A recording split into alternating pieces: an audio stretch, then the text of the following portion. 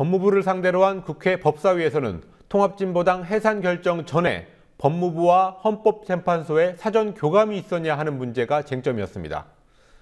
야당 의원들은 법무부가 사전 접촉을 통해 판결에 영향을 줌으로써 사법권을 침해했다고 주장했습니다. 그런 가운데 원전 자료 해킹 사건의 배후에 북한이 있다는 여권의 목소리가 점점 커지고 있습니다. 정치권 취재하고 있는 뉴스 PD 연결하겠습니다. 곽보아 PD. 네, 곽보아입니다.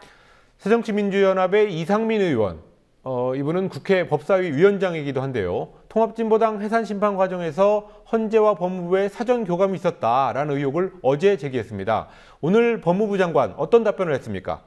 네, 통합진보당 해산 심판 사건의 증인으로 출석했던 김영환 씨가 지난 21일 중앙일보 인터뷰에서 법무부가 정부 측 증인으로 출석한 자신에게 헌법재판관들의 심증 상태를 증언 전에 전해줬다고 밝힌 것이 논란의 시작이었습니다.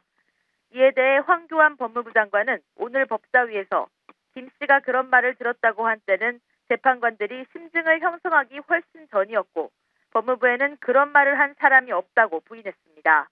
법사위 질의와 답변 장면 보시겠습니다.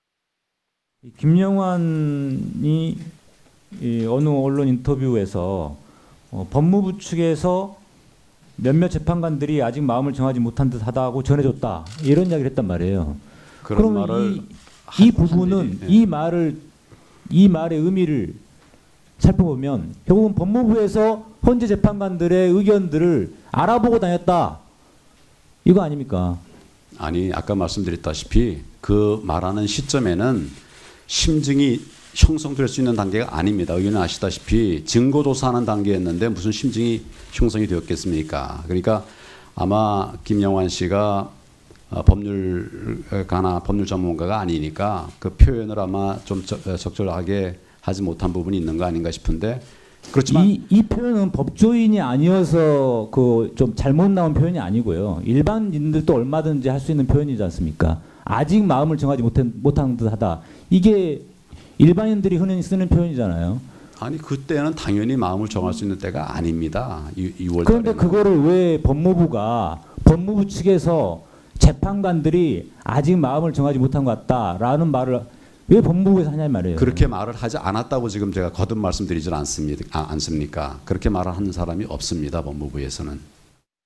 그러자 전해철 민주연합 의원은 지난 10월 17일 국정감사 오찬장에서 박한철 헌재소장이 법사위 위원들에게 연내에 정당 해산 선고가 날 것이라고 말했고 김영환 씨의 증언은 10월 20일에 이뤄졌다며 황 장관의 말을 반박했습니다. 박한철 헌재소장이 선고 시점을 밝힌 것은 재판관들의 심증이 형성됐기 때문이고 김영환 씨는 증언을 한 10월까지 법무부와 계속 접촉을 했을 가능성이 높다는 논리입니다. 이에 황교안 장관은 법무부 직원들을 모두 조사했는데 그런 말을 한 사람은 없었다고 거듭 부인했지만 전 의원은 헌법재판소의 독립성이 지켜졌는지 의심이 간다고 말했습니다. 예, 법사위에서는 한국수력원자력 원전자료 해킹을 북한이 저질렀을 가능성, 여기에 대해서 여당 의원과 법무부 장관의 얘기가 있었군요. 그렇습니다. 황교안 법무부 장관은 한수원 자료 해킹이 북한의 수행일 가능성을 갖고 수사를 하고 있다고 밝혔습니다. 황 장관은 김도읍 새누리당 의원이 북한이 해킹을 감행했을 가능성에 대해 묻자 이같이 답했습니다. 검찰 수사 결과 중국 선양에서 집중적으로 접속한 IP가 나타난 것에 대해 황 장관은 총체적인 확인은 아니지만 외국 사이트를 활용해 해킹한 걸로 보이는 자료가 확인되고 있다고 말했습니다. 예, 검찰이 통합진보당 해산 이후 이루어진 통합진보당에 대한 고발 사건에 대해서 본격적인 법리 검토에 나섰다는 소식이 있습니다. 이 문제에 대해서 오늘 이정희 전 대표가 얘기를 했군요. 네, 이정희 전 통합진보당 대표는 오전 청와대 인근 청운효자동 주민센터 앞에서 기자회견을 열고 정부를 향해 보복은 나 하나로 끝내달라고 말했습니다. 이정희 전 대표는 합법적으로 활동한 정당을 강제 해산한 것도 모자라 이제는 당을 이적단체로 몰고 10만 당원을 처벌하려는 것이냐며 박근혜 대통령이 한국 사회를 해방 직후 국가보안법의 공포시대로 되돌리려 한다고 주장했습니다.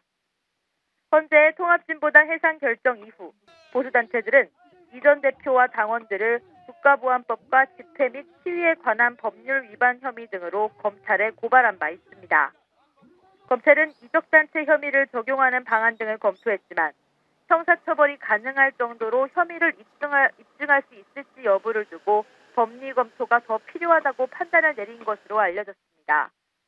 한편 새정치민주연합은 진보 시민단체 등에 대한 공안 수사가 보수단체들의 고발로 시작됐음을 지적하며 정부와 검찰, 경찰의 유착 문제를 지적했습니다.